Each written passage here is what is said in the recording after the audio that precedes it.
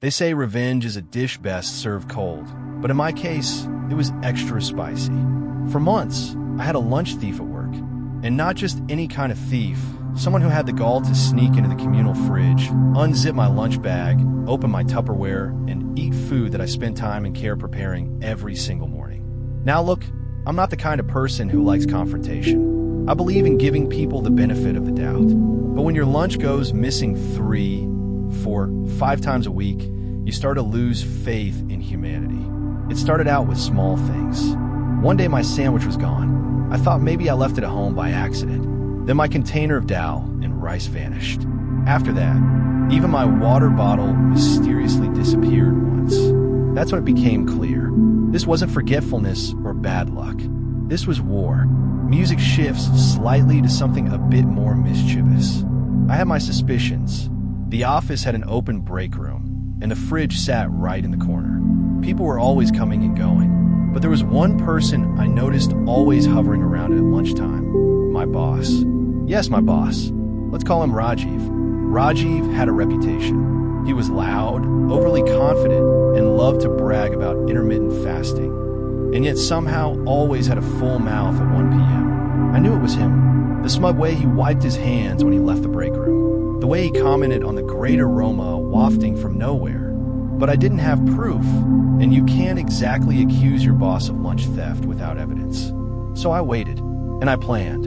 And then one night, inspiration struck in the form of my cousin visiting from the U.S. He brought with him a bottle of Carolina Reaper sauce, the kind that comes with a warning label and a waiver. Pure fire, liquid punishment.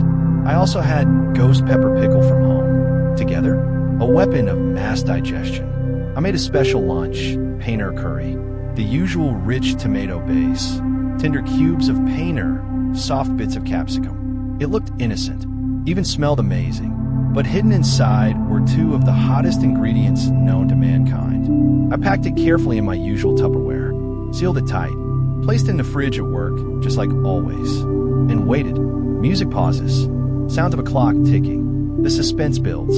12:45 p.m. Lunchtime. I pretended to check my phone while peeking over the cubicle wall. Right on cue, Rajiv strolled into the break room like he owned it. Opened the fridge, pulled out my container. No shame. 1 p.m. Chaos. I heard it before I saw it. The sound of someone coughing, violently. Chairs screeching. Someone running to the water cooler. A voice gasping. What was in that? I looked over. Rajiv was red. Not pink. Not flushed. I mean beetroot red. He was sweating through his shirt. His eyes were watering. He was pouring water down his throat like he'd just crossed the Sahara. People gathered. Someone asked if he needed an ambulance. And me? I just sat there with my plain little sandwich, chewing slowly. Did I say a word? No. Did I smirk just a little? Maybe. Music shifts to playful triumph. For the rest of the day, Rajiv kept patting his mouth with tissues. He looked like he'd wrestled a chili pepper and lost. And the best part? No one ever asked me what happened. He couldn't admit he stole my food. That would mean confessing to something he clearly thought he was above. The next day, I brought in a very boring sandwich. No spice, no flair, just bread and butter. But no one ever touched my lunch again. And Rajiv? Let's just say he started bringing his own food after that. Sometimes the universe gives you the perfect opportunity for karma.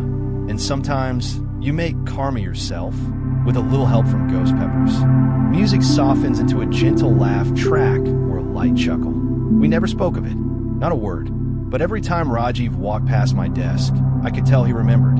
And every time I opened the fridge and saw my lunch untouched, I remembered too.